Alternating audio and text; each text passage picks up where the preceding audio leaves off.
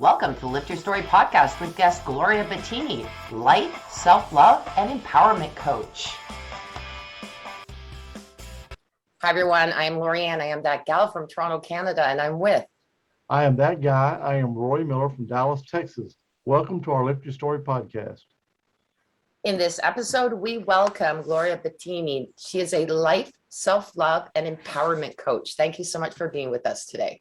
Thank you so much for having me, guys. It's really a pleasure. Thank you. Okay. So you were in a long-term toxic relationship. I was. Can you tell us a little bit about that? Yes, yeah, absolutely. I was for 15 years. I was in a relationship with somebody who was on the narcissistic spectrum, and it was very difficult. And for a long time, I didn't know what was happening to me either. You know, you just when you're in this kind of environment, let's say, for a very long time, it becomes your normality, right? So you get to a point where you don't even question it because it's just what you perceive as normal until you wake up to the whole situation and you actually start realizing what is actually happening. So for me, I mean, I met this person when I was 18 years old, and we were together for 15 years. We were married as well for 5 years of those 15. And I came into the relationship already, I'm going to use the word wounded, in a way, if you get what I mean. And I was bullied quite a lot growing up. So when I met this person and they started that love bombing phase where, you know, you're the most perfect thing that's ever happened to me and all that, I was literally the perfect person because I was, you know, oh yes, I need to hear this. Oh my God, I can't believe somebody's saying those things to me, right? Is everything that you want to hear. And then fast forward a little bit, I straight away, very early into the relationship, I sort of realized that there were some things that weren't sort of adding up for me, you know, some little bit of red flags and stuff. But then I was always raised on, you know, love means that you sacrifice yourself, and it means that you accept the other person, you know, with everything, you know, as everything as they are, and which isn't true if their behavior is toxic towards you. But I didn't know this, right? So I was raised with this concept. I was like, well, you know what, I love him, and then therefore I must accept, right? And so then, you know, the years went by and we moved out of, I'm originally Italian. I now live in London in the UK. And we moved to London together in 2010 and got married in 2013. And, you know, throughout the years, there have been, you know, ups and downs. There was a lot of gaslighting. Me personally, I went from having anxiety to it really degenerating. So to it being panic attacks, to it then becoming OCD, you know, really worsening a lot. But I thought, you know, it's London. London is a big city. I'm focusing on my career. It's taking a lot out of me. And I thought that, you know, I had a fast-paced job, very demanding job, and I blamed that. Right. Then we got married. And when we got married, it's where things started to get a lot worse. But also, I believe when I opened my eyes a little bit more, because, you know, I was saying, okay, now we're married, you know, from marriage, I want to have a healthy marriage. I want to have a marriage where we can communicate. I want to have a marriage where this and this, you know, and that wasn't happening. And the more I voiced those things, the more I was shut down. The more I was, you know, no, you're only imagining those things. No, this is not what we are. It's normal that we have ups and downs, you know, it's normal. And it really wasn't. Anyway, so I got to a point where I couldn't cope with my OCD. anymore. And I decided to go see a coach who specialized in anxiety. And she really helped me. I worked with her for a total of 18 months, but halfway through this process, for a total of more than 18 months, halfway through this process, so I worked with her for about 2 years. And halfway through, I had dropped half of my OCDs. I started with 40 OCDs a day, which was really taking over my day. I had, this obsessive compulsions. It would take me like 45 minutes to leave the house in the morning because I had so many, because if I didn't do these things, something bad was going to happen, right? And you get so caught up in your own head, and it just gets so anxious that it's literally like a vicious circle, isn't it? Anyway, so I start working with her, and fast forward 12 months, my OCD is halved. So what that does is that it frees your brain. And if your brain is free to see, then you do start seeing, right? And I started seeing that the behaviors that I always thought were ups and downs, that I always thought were normal in a relationship, actually were not, that they were actually really toxic, and that what was happening wasn't healthy at all. And that there were relationships out there that were functioning perfectly normally without, it having any repercussion on any of the partners. And so I voiced it again. And I said that, I wanted us to do something about the marriage. I wanted us to be able to communicate that I wasn't happy. But anyway, same thing, I kept being shut down. To the point where he was already very unstable with his work life. So he was already very often in between jobs. And that got to a point for me where it was no longer sustainable, especially thinking of, oh, this is a marriage, this is a lifetime thing, right? So what I did, I looked at the future and I got really scared. I couldn't, I said, what if this is going to go on forever? Like, I'm not going to be able to cope with this. This is not life. This is not right, right? Again, voiced it again, and I was told again that it's all in my head. I'm imagining it, and it's, it's just ups and downs. Everybody goes through this, and then I believe that my own, my authentic self there came out really strongly and said, this is not gonna work. This isn't you, this isn't life. And I just, one more time, I asked for help, this time to his family. And I said, look, if nothing changes, I have to pack my bags, because I felt like I had nothing left to give. I felt very alone in the marriage. And I felt that that it was either my safety, my own mental and emotional health, or the marriage, which isn't supposed to be that way, right? And so I've asked for help to his family, and it was around Christmas time. And they told me that, yes, of course, you're absolutely right. Something needs to happen. Come home for Christmas, and we are going to discuss what we can do and how we can support you. So I was like, great, this is amazing, brilliant. Then I went home for Christmas. We went home for Christmas, and I waited and waited and waited and asked, when can we have this conversation? When can this happen? When can we talk about it? And it was never the right time. No, now it's not good. No, now it's this, now is that. And then I have learned to understand that obviously his narcissistic traits came from somewhere.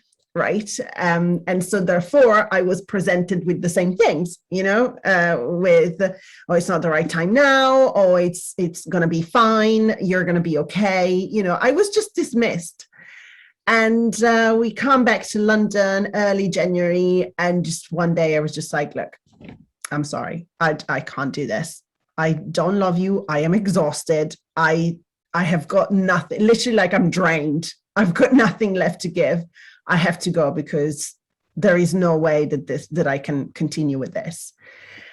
So yeah, so that's a little bit of a very short recap. You know, you've mentioned a couple of times communication.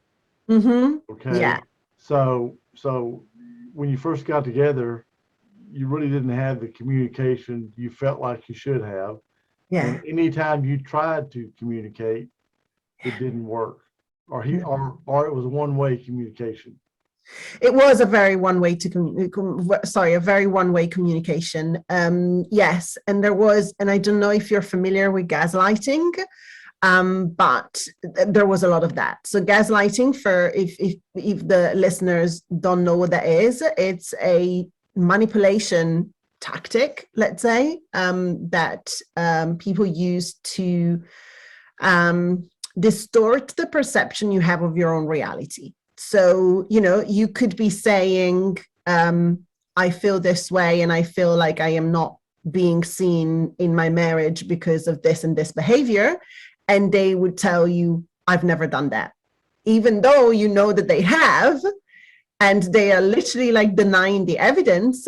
But then what happens is that they do it so convincingly, right? And they are so like, what are you talking about? You know, what are you saying? I've never done this. That you literally, because of their reaction, you question yourself and you question your own sanity. And then you start saying, oh, maybe I am making it too big of a deal. Maybe it's me, you know, maybe I'm seeing it in the wrong way. Maybe I heard something different. And it keeps you there. It keeps you stuck in this cycle, because you constantly think that, because obviously you are in the relationship because you genuinely love the other person. So if you genuinely love them, you give them the benefit of the doubt. And if they say to you, you must have heard something different, I've never said this kind of stuff, then if you are caught by surprise, you're like, oh, well, maybe I have heard it the wrong way. But then what happens is that it keeps going and it keeps going. And if you are exposed to it for a very long period of time, like 15 years, you literally don't even know it's happening. Like it just becomes the normal communication between the two people. And until it happens, until what happened to me happens, and you just wake up, you work on yourself a little bit, enough to just see a little bit of a ray of light coming through, and you see, oh my goodness, this has been happening all along, right? There is the other part of that gaslighting, is when they get you riled up. Yeah. But yet they always look like the good person. And so you end up looking like the bad one, and they're so good at it. So there might be, whether it's that you held something in or a lot of things in for a lot of time, and then you blow up, and then everybody's going, wow, she's nuts. Yeah. And yet it was all affected by that person. They sit there totally calm, and they're just loving the fact that you're looking like a total idiot. Yeah. But that's also like where they'll pick at you and get you going, and you don't even realize that they're even doing it. And then you start to think, oh my goodness, I'm emotional. And it is a reaction. It's a negative reaction, but it's hard not to in particular circumstances. But you see, in a lot of relationships, you see that where one person knows how to push the other person's buttons. Exactly. And that's part of gaslighting. Yeah. It is. Yeah, absolutely. That is exactly what it is. And they know what's gonna, you know, for example, I mean, my ex, after we finished the relationship, this is after like 2 months of him every day messaging. One moment was, you're the love of my life, please don't leave me. The second moment was, you're the worst thing that's ever happened. Like literally like night and day, right? It was like this every day, multiple times a day. And until one day, and I literally stopped. I was walking down the road, I got a message and I stopped. I was like, what the heck has just happened? And I received this text message that said, I knew everything that I was doing to you. I knew that if I would carry on with certain conversations, you would have got anxiety and I would have won. That's what it said in the message. I knew exactly, I was bullying you into doing this and this and literally like, and I'm like, oh, great. So you know, right? So you know that you know exactly what you're doing. And I felt like, oh, I'm not, I knew I wasn't crazy, but him saying it was just like, yeah, finally, right? Well, 2 or 3 days after, we are having a discussion because I need to go back to the house to pick up some stuff that I had left there. And this is, like, as I said, a couple of months that we've separated, right? And over the phone, we start again this discussion. Now, I can't remember what was exactly the discussion was about exactly, but then I say to him, I was like, what is the point of you doing this after that text message that you sent me? Like, why are you here? And he said, what text message? I have not sent anything. And I'm like, you've got to be kidding me. You literally, like, I have the message in front of me. No, I've never said anything. I never did anything. I never sent anything. There was no messages. So literally they get to that point where they deny the evidence so much, and the message is there, right? But they have to keep, it's really, to be honest with you, after working with so many people who have been through this, and so many people who have been, and it's not necessarily, romantic relationships only that they've been in, but, siblings, parents, I don't think they can control it at one point. I think that to a certain point, it's just the way that they are, and they are convinced that this is the normal way to operate. There is just not, there is literally no question in their mind as to whether this is right or wrong. That's just what it is for them. And this is what makes it really scary, because you really have to have the strength to be, okay, this person isn't good for me. And to literally distance yourself from the situation, which can be really, really hard to do, Sorry, quickly, I just really wanted to say thank you for, explaining that to us, not just in relationships. It can be siblings and it could be parents. And so as much as you've been 15, probably shouldn't say this, but I'm 59 and I've been dealing with it for 59 years. So that would not be a relationship with man, it would be within the family, and it's not my parents. Let's put it that way.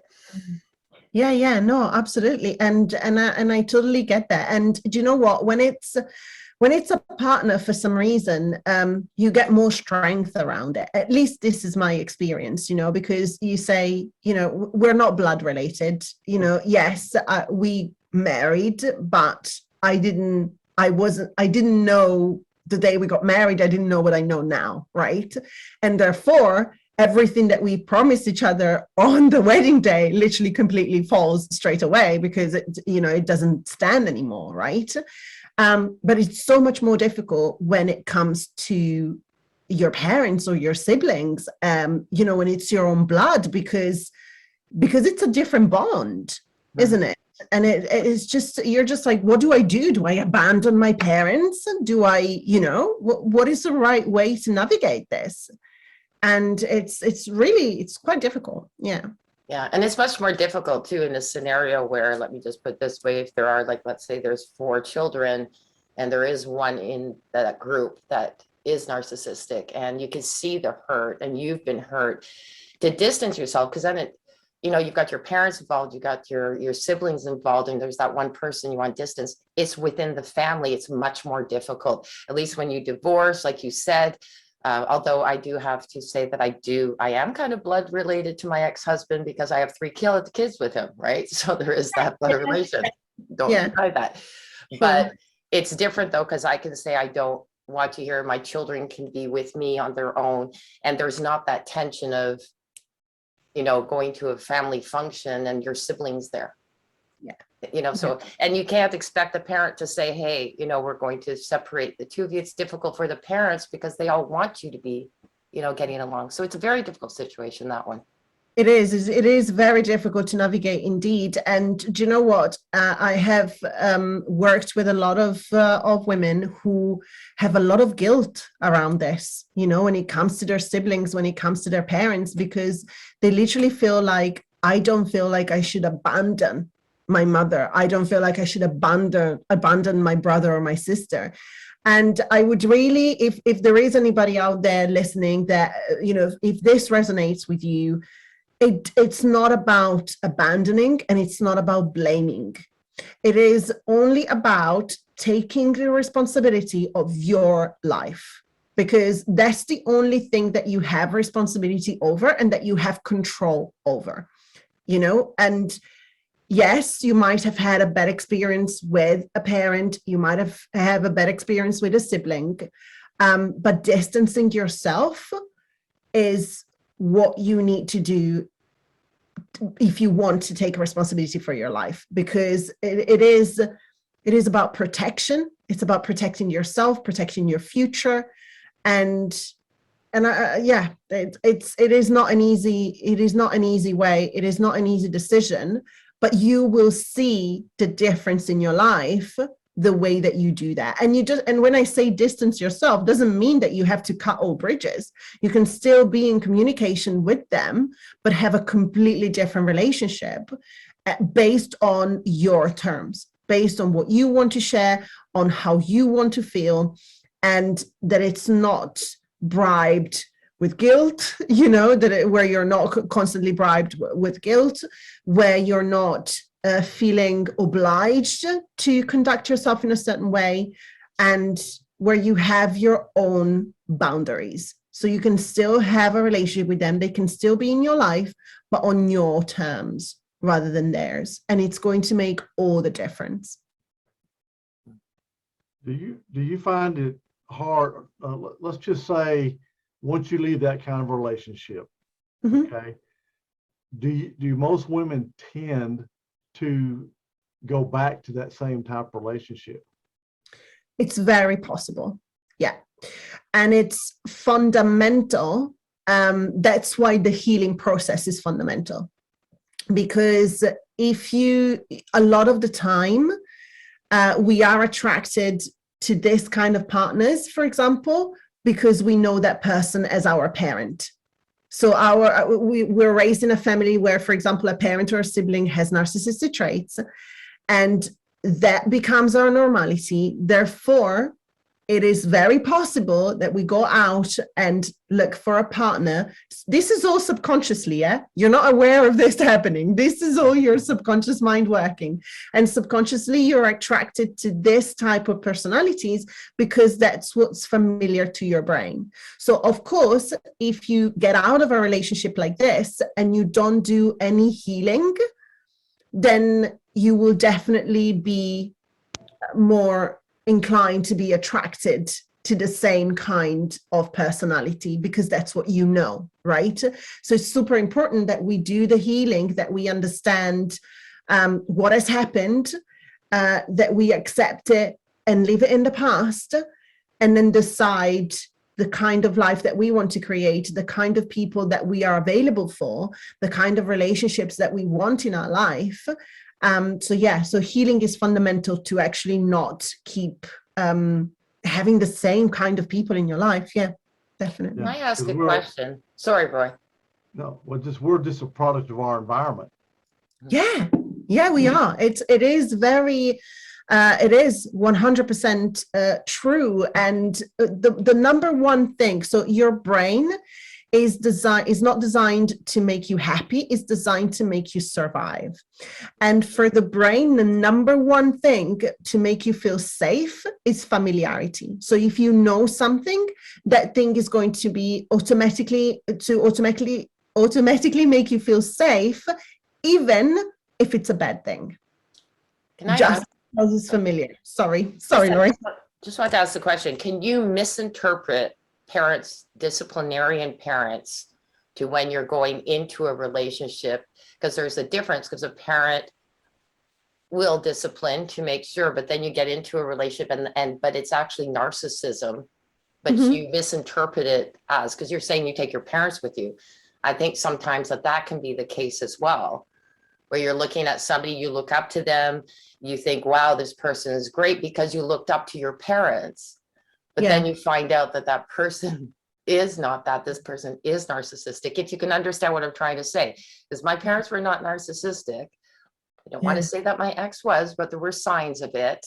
But to me, it was taking what I saw in my parents and that I looked up to, but I was intimidated by him too. like I was my parents because of my respect for my parents, if that makes any sense at all.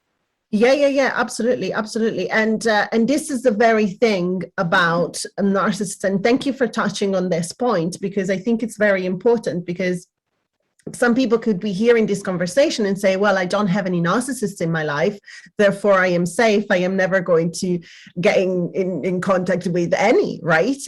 But the thing is that is not true. Absolutely. You don't have to have experienced a narcissist in your life, in your early life, to then experience narcissists in your grown-up life, in your future. Absolutely not. Like, nobody is immune to this.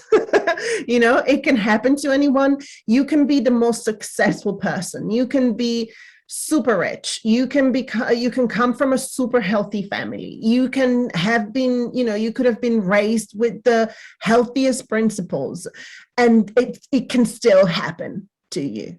It can still happen. And there is literally no rule book, that says, oh, okay, so if you fit this, you're never going to get, you're never going to be in touch with a narcissist. I do believe also that society is very narcissistic within itself. So therefore, there is, even though we might have come from a really healthy family backgrounds, we are still in a common society where we are exposed every day to certain work environments and to certain, peer groups and teachers and, stuff like that. And that can all influence everything. I worked with people who had experiences, very healthy family, very healthy upbringing, and then they experience a narcissistic situation at work. So it really doesn't, there is no, rule book for this. So Gloria, how can our listeners reach out to you? Yeah, so I hang out a lot on Instagram, and my handle is Gloria Battini, which is my name and my surname. You can find me there. I am very active, and I am more than happy. If anybody has any questions, just send me a direct message. I am super happy to answer any questions you might have. If you're unsure of how you're feeling or what is happening, please feel free to reach out. That's not an issue whatsoever. I work with people on a one-to-one basis, and I also run a small membership for survivors. And it's specifically for survivors of narcissistic abuse. And it could be from romantic relationships, friendships, work, family, you name it.